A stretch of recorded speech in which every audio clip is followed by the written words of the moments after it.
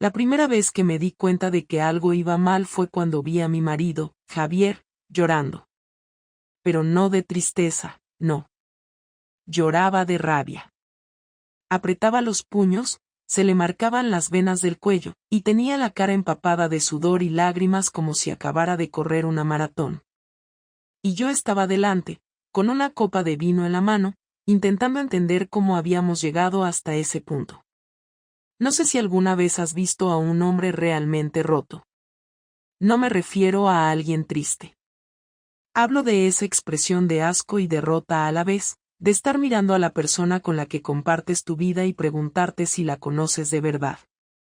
Así me miraba él. Y lo peor es que ni siquiera me gritaba. Solo repetía una frase, una y otra vez. ¿Dónde fue la primera vez que lo hiciste? Así empieza esta historia. No con un mensaje sospechoso. Ni con un perfume extraño. Ni con llamadas cortadas al contestar. No. Todo empezó con un correo electrónico que él nunca debió leer. Y aún así, lo más fuerte no fue cómo lo descubrió, sino lo que pasó antes. Porque, para ser sincera, si te cuento que le fui infiel, seguro que ya tienes una historia parecida en la cabeza. Pero apuesto lo que quieras a que no adivinas con quién fue. Fue con su jefe. Sí, lo sé. Una barbaridad. Todo comenzó en una fiesta de empresa. De esas que los empleados detestan y las parejas toleramos por compromiso. Javier trabaja en una constructora bastante conocida en Valencia, y ese viernes tenían la clásica cena navideña. Yo nunca había ido a una, pero ese año insistió mucho en que lo acompañara. No porque le hiciera ilusión, sino porque, según él, todos los jefes llevaban a sus parejas, y no quería ser el único que iba solo. Yo acepté, aunque la idea de pasar 4 horas escuchando chistes sobre hormigón y licencias municipales me parecía un castigo. Recuerdo que llegamos y el ambiente era más elegante de lo esperado. Había catering, música suave, luces tenues. No era un restaurante cualquiera, era un salón alquilado solo para la ocasión. Y ahí lo vi por primera vez, Ignacio Domenech, director de zona, 50 y pocos, traje impecable, mirada que no se movía al azar. Era el tipo de hombre que no te gustaba de primeras, pero que sabías que tenía poder. No poder físico, de esos que te imponen por altura o músculos. Poder real. De ese que se nota cuando entra a una sala y la gente se calla sin querer. Durante la cena, noté que me miraba. Varias veces. No descaradamente, pero lo suficiente como para darme cuenta. Al principio pensé que estaba imaginándolo. No soy de las que se ponen paranoicas por una mirada. Pero cuando se acercó con una copa en la mano y me dijo, tú eres la mujer de Javier, ¿verdad? Ahora entiendo por qué nunca quiere quedarse horas extras. Ahí supe que no era solo cortesía. Bromeamos un poco. No mucho. Una conversación trivial. Pero se notaba el subtexto. El tipo sabía jugar. Y yo, que llevaba años sin que un hombre me hiciera sentir deseada de esa manera, no pude evitar entrar en el juego. Fue una conversación de menos de 10 minutos, pero salí de ahí distinta. Esa noche no pasó nada. Pero en mi cabeza empezó algo que no supe parar. Las semanas siguientes fueron normales. Javier hablaba más de lo habitual de su jefe, especialmente de lo tenso que estaba todo por un proyecto retrasado. Y en una de esas, sin decirle nada, le pedí a mi amiga Laura que me ayudara a conseguir el email del tal Ignacio. Ella trabajaba en prensa local y tenía una base de datos enorme. Me lo pasó en cuestión de horas. Le escribí un correo. Inocente, formal, casi ridículo. Le agradecía por su amabilidad en la cena, le decía que era un placer haberle conocido. Nada comprometido. Pero en el fondo yo sabía que no era un simple gracias. Él respondió el mismo día. Directo, el placer fue mío. Me alegra saber que la mujer de Javier es tan interesante como él presume. Ya está. Primer dardo. Primer paso. A partir de ahí, nos escribimos durante 2 semanas. Correos con humor, coqueteo sutil, hasta que él sugirió que quedáramos para tomar algo sin las rigideces de una fiesta corporativa. Yo fingí dudarlo. Le dije que solo podía por las mañanas, cuando Claudia estaba en el cole y Javier en la oficina. Él respondió, perfecto. Siempre he pensado que las mejores decisiones se toman con café, no con copas. Quedamos en un hotel del centro. El típico con cafetería elegante y clientes de traje. Entré nerviosa, como una adolescente en su primera cita. Me sentía ridícula. Y excitada. Me había puesto un conjunto de ropa interior que Javier no había visto en años. No para enseñárselo, sino por cómo me hacía sentir a mí. Y sí, sabía lo que estaba haciendo. No iba por un café. Nos saludamos con 2 besos, hablamos de tonterías al principio, pero no tardó ni media hora en proponer subir a su habitación. No usó eufemismos. Me miró y dijo, ¿subimos? Y yo asentí. Sin teatro. Sin excusas. No te voy a decir que fue la mejor experiencia sexual de mi vida, porque sería mentira. Fue torpe al principio. Rápido. Pero me sentí viva. Sentí que recuperaba algo que no sabía que había perdido. Una parte de mí que llevaba años apagada. Y lo peor es que, al bajar del ascensor, no sentí culpa. Ni siquiera un poco. Volví a casa, preparé la cena, ayudé a Claudia con los deberes, y cuando Javier llegó, le di un beso en la mejilla como cada día. Todo seguía igual. Pero yo ya no era la misma. Ese fue solo el comienzo. Porque no fue un desliz. Fue el primero de muchos encuentros. Y nunca pensé que Javier lo descubriría de esa forma. Ni que su reacción sería tan brutal. No sé cómo describir ese momento sin que suene más frío de lo que fue, pero lo cierto es que me pilló. Me descubrió. No hubo sospechas, no hubo intuiciones, no fue una escena clásica de él entrando al hotel y viéndome con Ignacio. Fue mucho peor, porque tuvo tiempo para entenderlo todo, digerirlo y planear cómo enfrentarlo. Cuando se me plantó delante en el salón, un miércoles por la tarde, con la cara pálida y una bolsa en la mano, no supe qué decir. Estábamos solos en casa. Claudia se había quedado a dormir con una amiga. Lo primero que noté fue que no tenía su típica postura. No venía del trabajo. No parecía cansado. Tenía los hombros tensos, las manos en los bolsillos, la mirada fija. Tiró la bolsa sobre el sofá y me dijo con un tono que no le conocía, abre eso. La bolsa tenía un sobre grande, de esos marrones con cierre metálico. Dentro, folios impresos. Fotos. Correos. Conversaciones. Nombres de lugares. Fechas. Reconocí todo de inmediato. Y aún así, tardé unos segundos en reaccionar. Me quedé de pie, con el sobre en la mano, en silencio. Lo siguiente que escuché fue su voz, más baja pero más contenida. ¿Desde cuándo? No contesté. No porque no quisiera, sino porque ni yo sabía cómo resumirlo. No podía simplemente decirle una fecha, o un número. Todo eso me sonaba ridículo. No gritó. No rompió nada. No se tiró al suelo. Pero se le notaba el temblor en la mandíbula, ese movimiento nervioso que le salía cuando se contenía. Volvió a hablar, esta vez con la voz más firme. ¿Cuántas veces, aquí, en hoteles, en su despacho?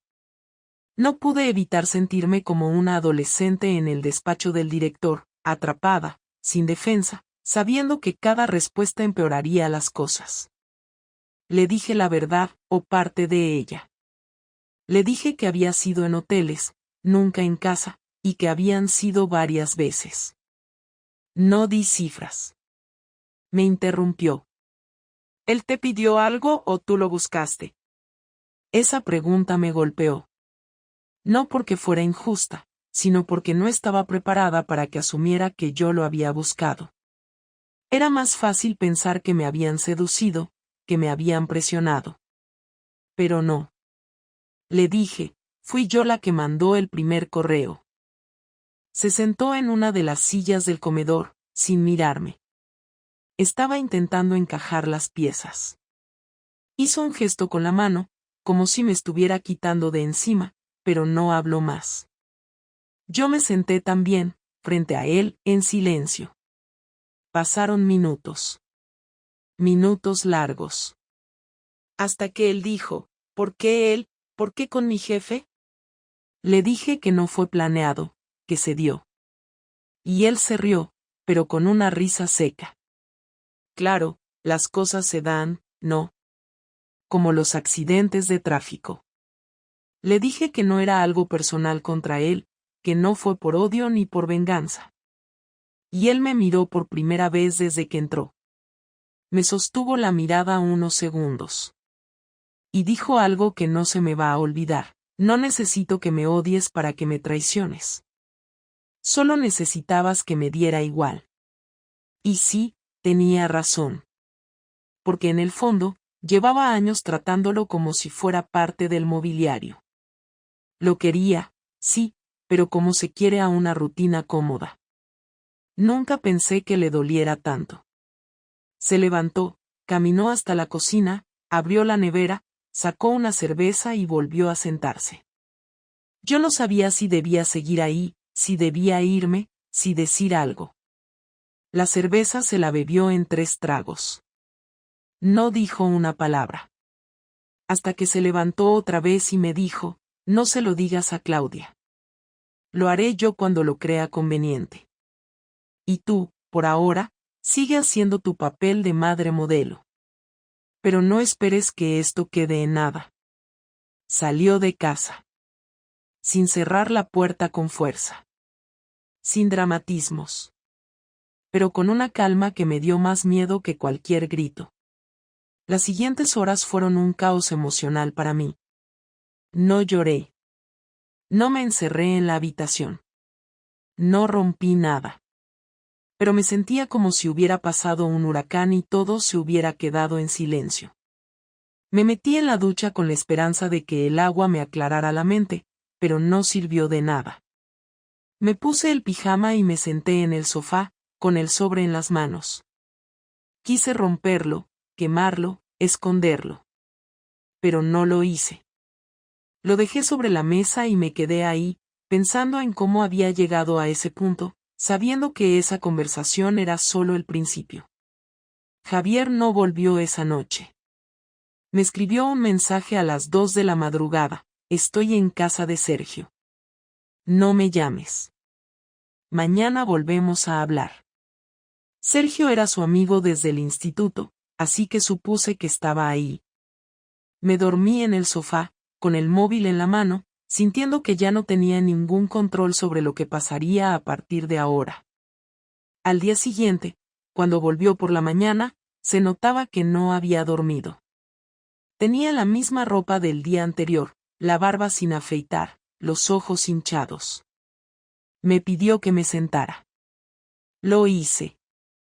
Habló primero él. Me dijo que había impreso todo lo que encontró para tener pruebas. Me contó que descubrió la contraseña de mi correo porque me vio escribirla sin darme cuenta una mañana, y que un día, cuando salí a recoger a Claudia, decidió entrar. Al principio no sabía qué buscaba. Pero cuando vio el nombre de Ignacio en la bandeja de enviados, supo que tenía que leerlo todo. Y lo hizo. Durante 2 días. Cada mensaje. Cada cita. Cada vez que yo decía que iba al gimnasio o a una reunión. Todo. Me dijo que se sintió como un idiota. Que cada sonrisa mía de los últimos meses le parecía ahora una burla. que cada vez que le serví la cena o lo abracé por la espalda le sonaba a traición. No intenté justificarme. Ni siquiera intenté pedirle perdón. No por orgullo, sino porque sabía que nada de eso iba a arreglarlo. Él no quería explicaciones.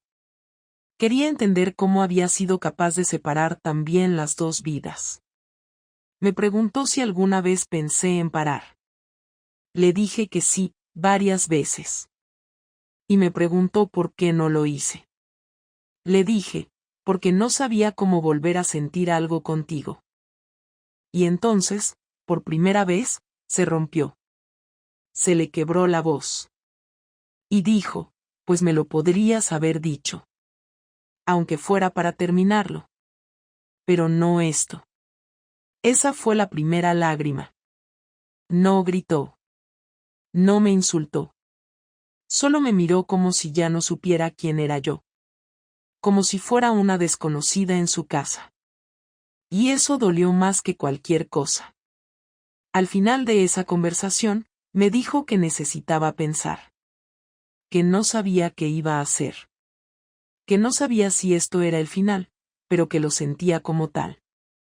Y me pidió que, al menos por ahora, no hablara con Ignacio. No le prometí nada. Solo asentí.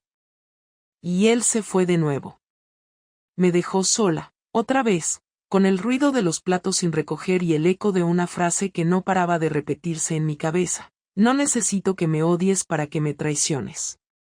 No esperaba que todo estallara tan rápido, pero apenas pasaron 3 días desde que Javier descubrió todo y me llamó al salón como si fuera una cita médica. Estaba más frío, más tranquilo, pero también más calculador. Me pidió que me sentara, que no dijera nada todavía. Yo me quedé en silencio, esperando lo peor, porque ya conocía ese tono. Era el mismo que usaba cuando estaba a punto de dejar a alguien sin escapatoria. Me dijo que había pedido unos días libres en el trabajo y que necesitaba una conversación real, sin excusas, sin pausas, sin evasivas. Me preguntó si estaba lista para hablar de verdad o si iba a seguir con la versión light que le solté el otro día. Le dije que sí, que estaba preparada. Y me miró largo rato antes de soltarlo primero. Dime exactamente cuántas veces te acostaste con Ignacio. No me tembló la voz, ya no. Le dije la verdad, 11 veces. En diferentes lugares, durante aproximadamente 2 meses. Él respiró hondo, como si se obligara a seguir. Me preguntó si fue solo sexo o si hubo algo más. Le dije que no podía decirle que fue amor, pero tampoco podía fingir que fue únicamente físico, porque si hubiera sido eso, lo habría parado antes. Me miró con una mezcla de rabia y decepción. Me preguntó si alguna vez pensé en dejarlo a él por Ignacio, y le dije que no, que jamás. Y eso pareció molestarle más. Entonces, ¿para qué carajo te metiste ahí? ¿Qué querías, Lucía? Un pasatiempo, dijo, y no lo gritó, pero cada palabra llevaba tensión, como si estuviera conteniéndose para no levantar la voz. Me defendí lo justo. Le dije que no era pasatiempo, que me sentía vacía, que no era culpa suya, que era una sensación que arrastraba desde hace tiempo, que no sabía cómo hablarlo, que no supe cómo resolverlo y lo resolví mal. Muy mal, me interrumpió. Lo resolviste acostándote con mi jefe, en hoteles pagados con mi nómina, mientras yo llevaba a nuestra hija al médico o al colegio, eso es lo que llamas resolver mal. Me quedé callada. No porque no tuviera que decir, sino porque no tenía ninguna respuesta que lo calmara. Él se levantó, caminó de un lado a otro, volvió a sentarse. Luego me dijo que había hablado con Ignacio por teléfono. Que no fue una llamada larga, pero que le dijo que sabía todo. Le pregunté qué le había dicho Ignacio y me contestó, nada útil, intentó justificarlo, decir que fue un error, que no volvería a pasar, como si fuera él quien me importaba en todo esto. Me dijo que no le gritó, ni lo amenazó, solo le colgó. Y después presentó su carta de renuncia. No pensaba seguir trabajando con alguien que se metió en su cama de forma indirecta. No voy a cruzar la puerta de esa oficina para saludar a un tipo que se folló a mi mujer y luego me estrechaba la mano, dijo, y esta vez sí golpeó la mesa con el puño, aunque luego se arrepintió del gesto. Lo peor vino después. Me dijo que había reservado una cita con una abogada. Que quería saber qué opciones tenía, que todavía no sabía si se iba a separar de mí, pero que no iba a quedarse esperando a ver si me redimía. Le pregunté si me estaba pidiendo que me fuera de casa, y me dijo que no, que Claudia no tenía por qué ver ese caos de inmediato, que iba a mantener la calma por ella, pero que no pensara que esto significaba que íbamos a arreglarlo. No te confundas, Lucía. No es una tregua. Es contención, dijo, y me hizo sentir como una inquilina con fecha de desalojo. Le pregunté si había hablado con alguien más, si lo sabía su madre, su hermana, algún amigo. Me dijo que solo Sergio, el de siempre, pero que no le había dado detalles. Me dijo que no quería que su hija creciera sabiendo que su madre se había acostado con otro hombre mientras fingía que todo estaba bien en casa. Yo asentí. Le dije que no le iba a quitar razón en nada. Que no tenía defensa, que no iba a usar ninguna excusa. Pero que necesitaba que entendiera algo, que yo no había dejado de quererlo, que lo seguía queriendo, que no lo cambié por otro. Y él me respondió con algo que me dejó en seco: Lucía, tú no me cambiaste por otro. Tú me apagaste. Me borraste. Me pusiste en pausa mientras buscabas tu parte divertida de la vida. Y yo no soy eso. Yo soy el que limpia vómitos cuando Claudia tiene fiebre, el que va al banco, el que se acuerda de pagar el seguro, el que va a la farmacia, el que cocina el domingo. Y tú decidiste que todo eso no era suficiente. No lo dijiste, no lo gritaste, pero lo hiciste claro con tus actos. Y tenía razón. No pude rebatirlo. Le pedí que me dejara demostrarle que estaba arrepentida. Que no lo iba a volver a hacer. Y ahí él se rió, pero no con alegría, sino como quien se resigna. Arrepentida, claro. Es que ya te pillé. Antes no lo estabas. Antes estabas viva, ¿no? Es lo que decías en los correos, que por fin te sentías viva. Me encantó leer eso, por cierto. De todas las cosas, fue la mejor. Saber que durante todos esos meses estabas conmigo por obligación, mientras tus emociones estaban en otra parte. Yo le dije que no todo fue mentira, que seguí estando ahí, en casa, pendiente, que no desconecté como él pensaba. Y me volvió a mirar con esa rabia silenciosa. Estuviste aquí físicamente, sí. Pero tu cabeza estaba en una habitación de hotel, en otro cuerpo, en otra vida. ¿Sabes qué es eso, Lucía? Eso es un abandono encubierto. Y duele más que si te hubieras ido directamente. No hubo más palabras esa noche. Él se fue a dormir al sofá. Cerró la puerta del comedor. Yo me quedé en la habitación sola. Esa fue la primera noche que no dormimos juntos en 14 años. Y no lloré. No porque no pudiera, sino porque estaba vacía. Como si ya me hubiera agotado de pensar, de explicar, de recordar. Al día siguiente, no hablamos. Se fue temprano, dejó a Claudia en el colegio y volvió por la tarde. No dijo nada. Yo tampoco. Cenamos los tres como si nada, hablando del examen de sociales y de un trabajo de ciencias. Pero él no me miró una sola vez en toda la cena. Y su silencio pesaba más que cualquier palabra. Y ahí supe que esto no iba a quedar en palabras. Que él estaba preparando algo. Que no era el tipo de hombre que se quedaba en la parte emocional. Que estaba organizando su revancha. Y eso, aunque no lo sabía con certeza, me lo decía su forma de moverse. Estaba esperando el momento. La venganza de Javier no fue inmediata ni impulsiva. No era de esos que lanzan ropa por la ventana ni publican cosas en redes sociales. Él era metódico, paciente y sobre todo, muy inteligente. Por eso me sorprendió tanto no haberlo visto venir. Pensé que su silencio era una forma de digerir todo, de procesar lo que había pasado, de decidir qué hacer con nosotros. Lo que no entendí en ese momento fue que él ya sabía perfectamente qué iba a hacer desde el mismo día que descubrió todo. Solo necesitaba tiempo para ejecutarlo con precisión. Todo empezó a mostrarse una mañana de lunes, cuando me llamó al salón mientras Claudia se cepillaba los dientes antes de irse al colegio. Tenía la misma cara seria de siempre, pero esta vez había algo más en su mirada, algo frío y exacto. Me dijo que me sentara, que iba a explicarme cómo iban a ser las cosas a partir de ese momento. Hablaba como si leyera un guión que había repasado muchas veces. Me dijo que había consultado con un abogado de confianza y que tenía claro cómo protegerse legalmente en caso de que yo quisiera hacerme la víctima en el proceso.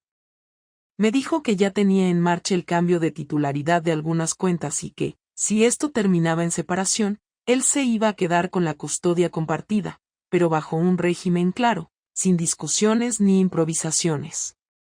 Me dejó claro que no iba a permitir que mi arrepentimiento manipulara lo que él ya había decidido. Yo no respondí de inmediato. No podía. Me estaba hablando de forma tan seca que no había espacio ni para el llanto ni para las súplicas. Le pregunté si pensaba irse de casa. Me respondió que no, que quien se iba era yo. Me quedé en blanco.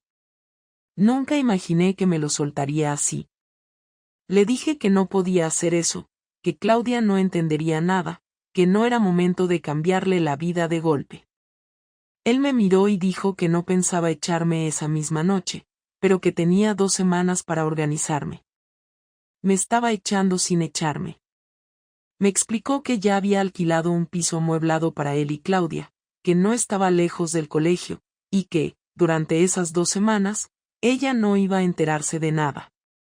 Le pregunté cómo pensaba ocultarlo, y me dijo que tenía previsto ir con ella al piso como si fuera una aventura, y que lo pintaría como una idea suya para cambiar de ambiente, como si fuera temporal. Me parecía absurdo, pero él lo decía con una seguridad que no dejaba margen. Le dije que no tenía derecho a llevarse a nuestra hija sin que al menos lo habláramos con ella. Me dijo que no me la iba a quitar, que iba a vivir con él, sí, pero que tendría visitas, fines de semana, vacaciones, todo pactado legalmente. Y que si no me gustaba, podía ir a juicio. Su tono no era agresivo, pero sí firme, como si todo estuviera decidido de antemano y solo me estuviera informando. Me sentí fuera de mi propia casa, como si ya no tuviera poder sobre nada. Yo había roto algo, sí, pero no esperaba que él fuera a reconstruirlo a su manera, borrándome del centro y colocándome al margen. Esa noche no pude dormir. Empecé a revisar cuentas bancarias, correos, todo.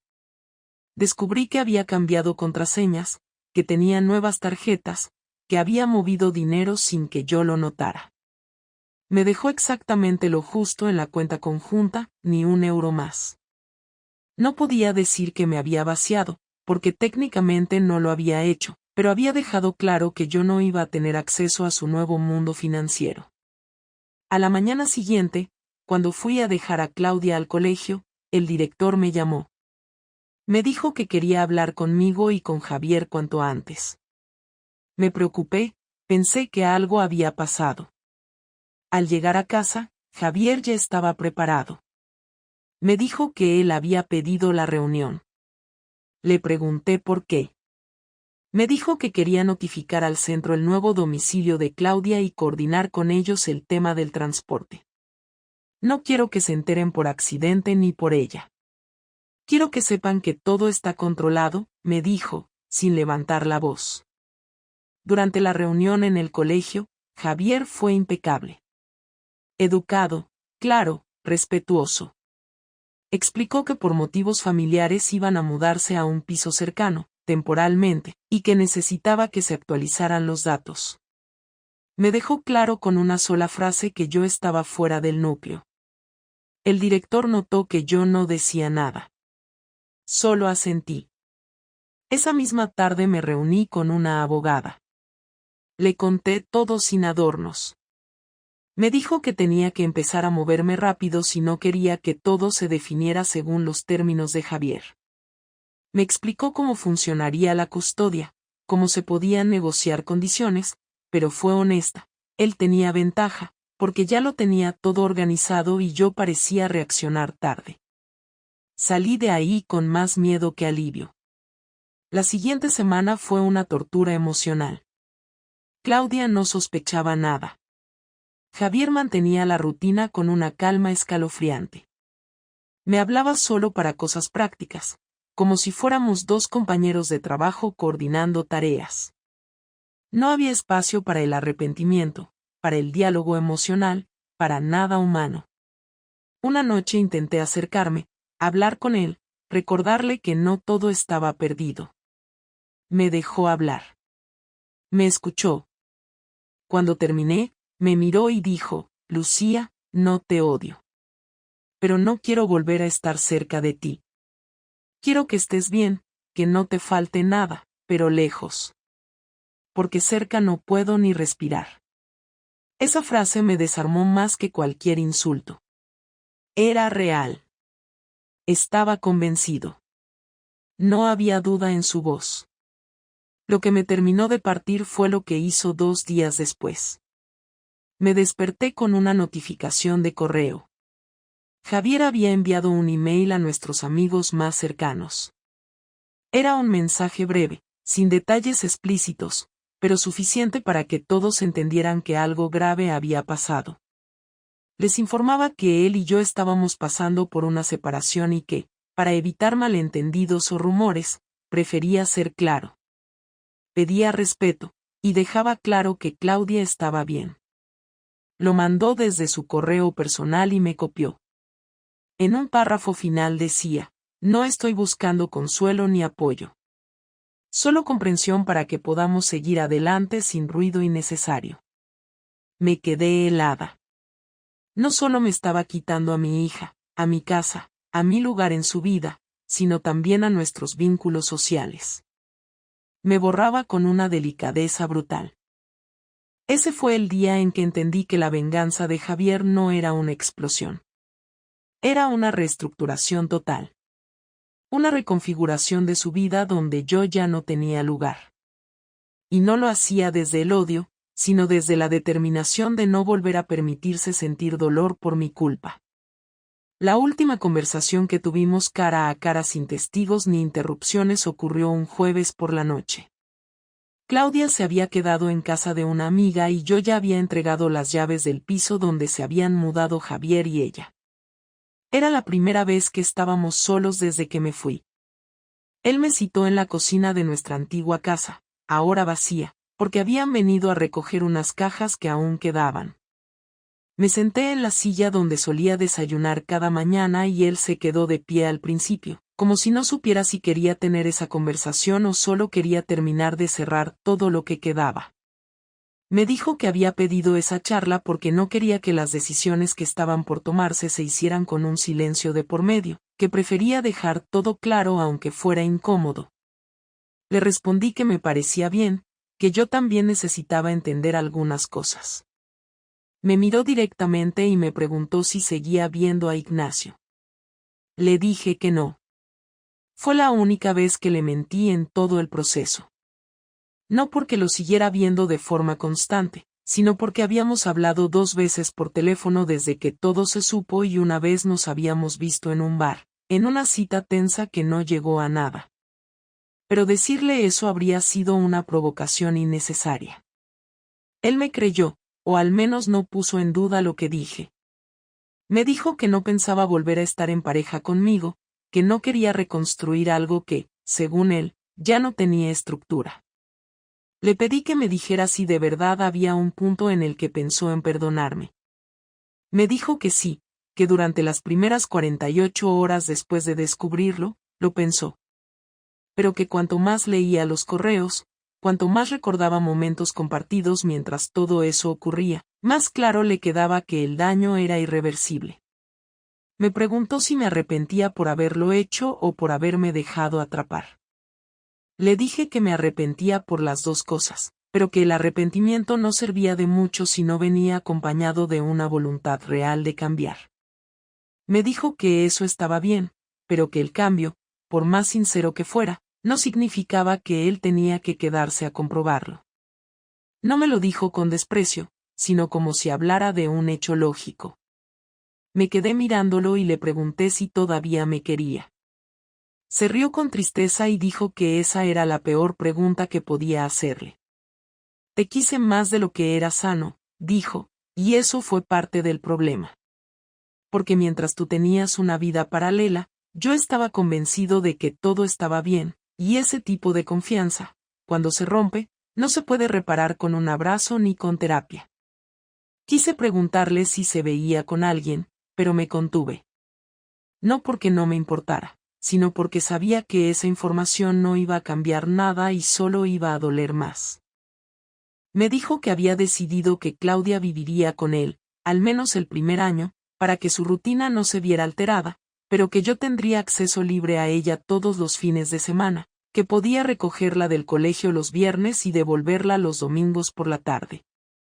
Aclaró que, si Claudia en algún momento expresaba que quería algo diferente, se adaptaría, pero que esa sería la estructura inicial. No discutí. No tenía nada que negociar. Él había construido todo para que yo no pudiera hacerme la víctima. Le pregunté si iba a contarle a Claudia todo lo que pasó. Me dijo que no. Me dijo que no tenía intención de hablar mal de mí, que no pensaba destruir su imagen de madre, que ya tenía suficiente con el hecho de que no íbamos a vivir juntos.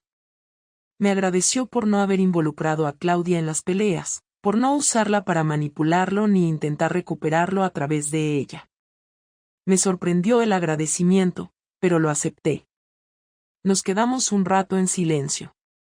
Ninguno quería levantarse primero. Era evidente que esa conversación no tenía un cierre claro. Le pregunté si había algo más que quisiera decirme antes de que todo quedara en manos de abogados. Se lo pregunté con la voz baja, sin exigencia. Él pensó unos segundos y me dijo, solo quiero que no vuelvas a decir que fue un error. Porque cuando lo llamas error, suena a accidente. Y esto no fue un accidente. Fue una elección. Una detrás de otra. Repetidas. Mantenidas. Defendidas. Y yo no soy una consecuencia de un error. Soy una víctima de tus decisiones. Esas palabras me dolieron más que cualquier otra cosa que me hubiera dicho. Porque eran exactas, frías, y absolutamente ciertas. Le dije que tenía razón, que no iba a volver a usar esa palabra. Después de eso, se levantó, se puso la chaqueta y me dijo que él ya no iba a volver a esa casa. Que el resto lo resolveríamos por correo y con los abogados. Me ofreció su mano. No supe si aceptarla o no. Pero lo hice. Fue un apretón seco, sin emoción. Se fue sin mirar atrás. Me quedé sola en la cocina, en silencio, sintiendo que había terminado una etapa que nunca pensé que terminaría así. Cuando llegué a casa esa noche, me metí en la ducha y estuve ahí más de una hora. No lloré. Ya no quedaban lágrimas. Tampoco me sentía liberada. Solo vacía. Me senté en la cama con el móvil en la mano y lo abrí por inercia. Tenía varios mensajes de Ignacio. No los leí. Sabía que si los leía, iba a volver a una historia que ya no tenía sentido. Cerré el móvil, lo dejé sobre la mesa de noche y me acosté sin apagar la luz. Era la primera noche en mucho tiempo que no sentía ganas de hablar con nadie. Al día siguiente, me desperté temprano, preparé café, y empecé a buscar un nuevo piso. Uno pequeño, cerca del colegio, donde pudiera estar cerca de Claudia sin molestar a nadie. Empezaba una etapa nueva. No por elección, sino porque ya no quedaba otra. Después de la última conversación con Javier, las cosas se acomodaron rápido en lo legal pero no tanto en lo emocional. Firmamos los papeles con la ayuda de los abogados, pactamos las visitas, dividimos bienes de forma casi automática, y todo se hizo con tanta formalidad que parecía que estuviéramos cerrando una empresa y no una relación de más de una década. No hubo escenas, no hubo más discusiones. Todo limpio, ordenado, sin contacto innecesario. Javier se encargó de evitar cualquier situación en la que tuviéramos que vernos más allá de los temas relacionados con Claudia. Me lo dejaba claro en cada gesto, en cada respuesta breve, en cada silencio.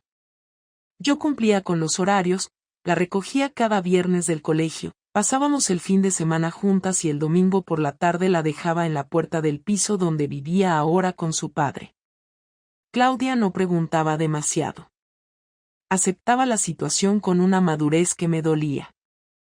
A veces me abrazaba un poco más fuerte cuando la dejaba, a veces se me quedaba mirando en silencio antes de entrar al portal, como si tuviera algo que decir y se lo guardara.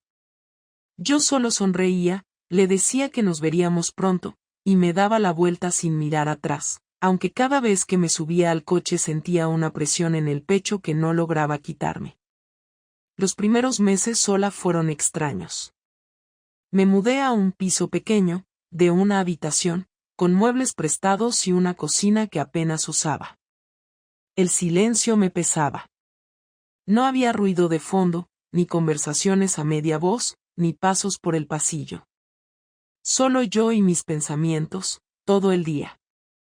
Me levantaba temprano, iba al trabajo, hacía mis tareas como si nada hubiera pasado, y al volver, me sentaba en el sofá con la televisión encendida sin prestar atención a lo que daban. No salía mucho. Mis amigas no sabían los detalles reales de la ruptura. Algunas sospechaban, otras solo sabían lo que les había contado Javier. Yo no tenía ganas de aclarar nada. Me parecía inútil justificarme o intentar recuperar una imagen que ya estaba rota. Ignacio me escribió varias veces. No de forma insistente, pero sí con cierta frecuencia. Me pedía que habláramos, que nos viéramos, que intentáramos entender qué podía haber entre nosotros ahora que todo había cambiado. No le contesté al principio. Cuando lo hice, fue solo para decirle que no quería seguir con lo que habíamos empezado. Me dijo que lo entendía, que no me juzgaba, que me deseaba lo mejor. No volvió a escribir. Me pareció justo. No lo odiaba. No lo culpaba. Pero ya no tenía sentido mantener esa conexión. Con el tiempo, empecé a sentir algo parecido a la estabilidad. No felicidad, no alivio, pero sí una especie de aceptación. Mi rutina era predecible, mis semanas giraban en torno a Claudia y el trabajo. Los fines de semana con ella eran lo único que me daba cierta alegría.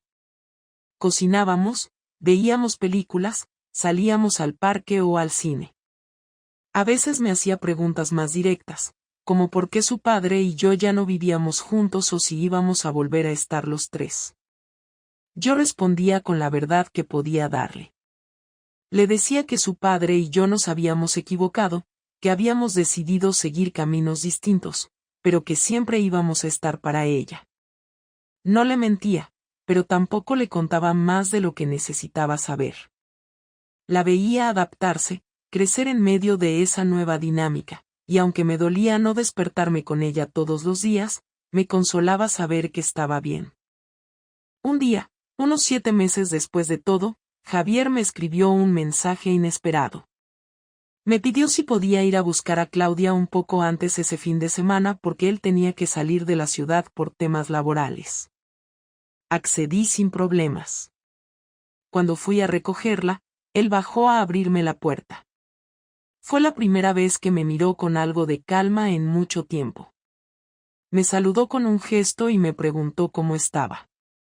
Le dije que bien, que el trabajo iba normal, que Claudia estaba con muchas ganas de ver una película que habíamos planeado. Asintió. Se quedó en silencio unos segundos y luego me dijo que había pasado todo ese tiempo sin intentar hablar conmigo porque no quería tomar decisiones en caliente, que había necesitado aislarse, pero que ahora se sentía más tranquilo. Me sorprendió la frase. Le pregunté si quería hablar de algo. Me dijo que no ahí, no con Claudia esperando, pero que si me parecía bien, podíamos tomar un café en algún momento sin presión, solo para cerrar cosas que habían quedado en el aire. Le dije que sí. No por ilusión, no por esperanza, sino porque me pareció lo correcto. Nos vimos una semana después en un bar discreto. Él llegó puntual, pidió un café solo, y yo un cortado. Me miró directo y me dijo que no esperaba una reconciliación, que no se había confundido con eso, que solo quería decirme algo sin el ruido del enfado. Me agradeció por no haber hecho las cosas más difíciles, por no haber usado a Claudia para generar conflictos, por no haber insistido en vernos ni haber intentado reconstruir lo que ya no tenía arreglo. Me dijo que no me deseaba mal, que esperaba que pudiera rehacer mi vida con calma, y que, aunque ya no me amaba como antes, me tenía respeto. Le agradecí sus palabras, le dije que había entendido muchas cosas en estos meses, que no pretendía que me perdonara ni que me viera con compasión, solo que me reconociera como alguien que, aun equivocándose, asumía sus actos. Me dijo que eso ya lo había hecho. Pagamos y nos fuimos. No nos abrazamos, no hubo contacto físico. Solo un adiós tranquilo. Hoy ha pasado un año desde que todo explotó. Vivo en otro piso ahora, un poco más amplio, con 2 habitaciones, para que Claudia tenga su espacio cuando viene. Sigo trabajando en la misma agencia, tengo menos amigas que antes, pero más reales. No tengo pareja, no estoy buscando nada. Me dedico a mi rutina, a mis fines de semana con mi hija, a reconstruirme sin prisa. A veces me preguntan si me arrepiento de lo que hice. La respuesta es sí, pero no por las consecuencias. Me arrepiento porque no supe decir lo que sentía en su momento, porque elegí el camino más egoísta, porque dañé a la única persona que siempre estuvo de mi lado sin condiciones. Pero también aprendí que no se puede reparar lo que se rompe de esa forma solo con palabras. Hoy acepto que perdí algo que no voy a recuperar. Aprendí que la traición no siempre grita, a veces se mueve en silencio hasta que ya no hay vuelta atrás. No quiero excusas, no quiero justificaciones. Quiero aprender, no repetir. Javier rehizo su vida. Me enteré por Claudia que está saliendo con alguien. No lo comentó con resentimiento ni con entusiasmo, solo como un dato. Yo le dije que me alegraba si él estaba bien. No fue fácil decirlo, pero era sincero. Yo también estoy empezando a estar bien. Diferente, sola, más lenta, pero entera. No sé qué viene después, pero al menos sé que lo que venga será mío, sin esconder nada, sin vivir 2 vidas. No espero que nadie me aplauda, tampoco que me compadezcan. Solo quería contarlo, ponerlo por escrito, para no olvidarlo. Porque hay cosas que una debe recordar, no para castigarse, sino para no volver a pasar por el mismo sitio 2 veces.